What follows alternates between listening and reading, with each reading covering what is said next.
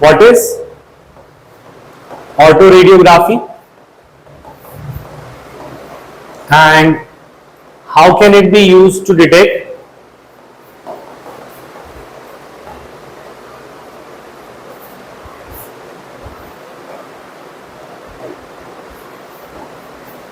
abnormal genes?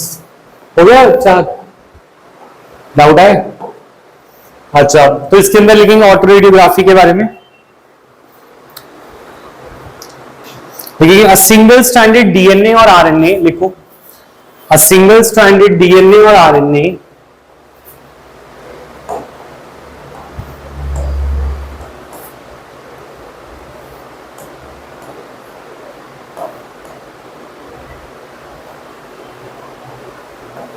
a single stranded DNA or RNA tagged with radioactive molecule, a single stranded DNA or RNA tagged with a radioactive molecule जिसे हम बोलते हैं probe, radioactive molecule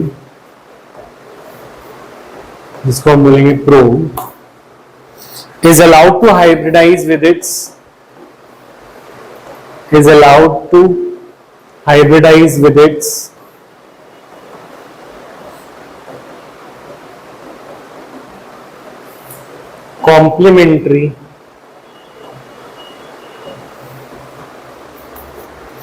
complementary DNA in a clone of cells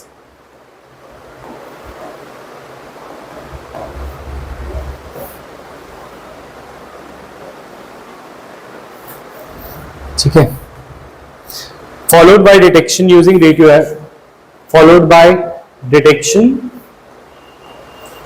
autoradiography।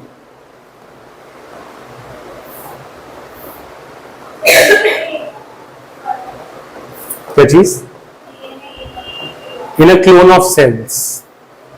तो मान लो ये एक DNA है जिसके अंदर तुम्हें जेनेटिक डिफेक्ट ढूंढना है, तो तुम क्या करोगे? इसके तुम्हें पता है ये आइस का डीएनए मान लो, तो आइस का जीन तो तुम्हें पता है, आइस का जीन तो सब में सेम होगा क्योंकि वर्क ही तभी करेगा जब आइस के नॉर्मल प्रोटीन्स होंगे। तो उसी के हम उसका एक रेडियो एक्टिव मॉलिक्यूल लेके आएंगे, रेडियो एक्टिव प्रोब्स लेके आएंगे। प्रोब अगेन रेडियो एक्टिव होगा और वो उन्हीं जीन को कंटेन करता है जो हमारे नॉर्मल आइस के प्रोटीन के कॉम्प्लीमेंट्री है। बस डिफरेंस ये है कि ये वाले रेडियो एक्टिव है, ये वाले क्या है? प्रोब वाले क्या है? Radio active. तो इनसे रेडियो एक्टिविटी आ रही है। तो जो हमारा जीन है उसके साथ उसको हाइब्रिडाइज कराने दिया जाएगा।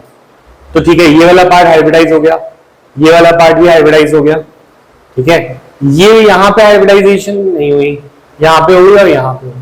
तो point is this, radio activity हमें हर रीजन से आ रही होगी, पर उस रीजन से रेडियो एक्टिविटी नहीं आ रही होगी जहां पे एबनॉर्मल जीन है।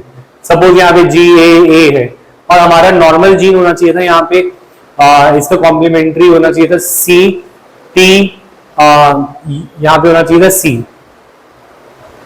मतलब ये नॉर्मल का प्रोब लाओगे तुम, जो लैब में लाओगे तो तुम्हें पता ही नहीं उस इंसान का कौन सा जीन खराब है, तो तुम तो नॉर्मल वाले लाए थे प्रोब, पर तुम नॉर्मल था CTC, तो यहाँ पे होना चाहिए था GAG, ठीक है। पर यहां पे रेडियो एक्टिविटी डिटेक्ट नहीं हो रही, इससे ये प्रूव हो गया कि ये वाली साइट पर जीन में डिफेक्ट है। यानी इंसान का जो जीन है कहां पे इसके डिफेक्ट आ रहा है, इसका डिफेक्ट वहीं पे आ रहा है जहां पे वो हमारे प्रोब के साथ क्या नहीं हो रहा, बाइंड नहीं कर रहा, क्योंकि प्रोब तो नॉर्मल था। तो इससे हमने आइडेंटिफाई कर लिया कि कहां पे जीन डिफेक्ट है। तो इसमें एक सिंगल स्ट्रैंड डीएनए लिया जाता है और RNA is tagged with a radioactive molecule, मतलब उसको उसके साथ रखा जाता है और उसको हाइब्रिडाइज करने दिया जाता है। And in a clone of cells, बहुत सारे सेल्स में ऐसे किया जाता है, एक सेल से नहीं, हम बहुत सारे सेल्स लेंगे तो सब में ज्यादा बेटर डेटा मिलेगा हमें। And followed by detection using auto radiography, मतलब इसमें हम जो रेडियो एक्टिव रेज को मेजर करते हैं वो कौन सी टेक्निक से करते हैं, ऑटो रेडियोग्राफी। तो इसके अंदर लास्ट पॉइंट लिख लो, the clone having mutated gene will not appear on the photographic film. The clone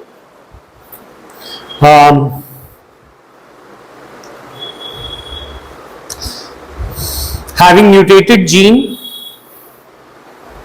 clone having mutated gene will not appear on photographic film.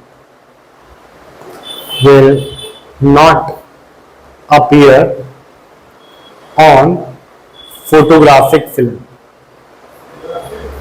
Photographic film माने वो जिसमें हम डिटेक्शन के लिए यूज कर रहे हैं रेडियो एक्टिविटी को. क्लोन माने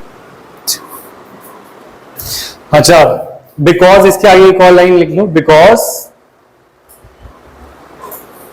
the probe will not have, because the probe जो कि हम प्रोब ले रहे हैं विल नॉट हैव कॉम्प्लीमेंटैरिटी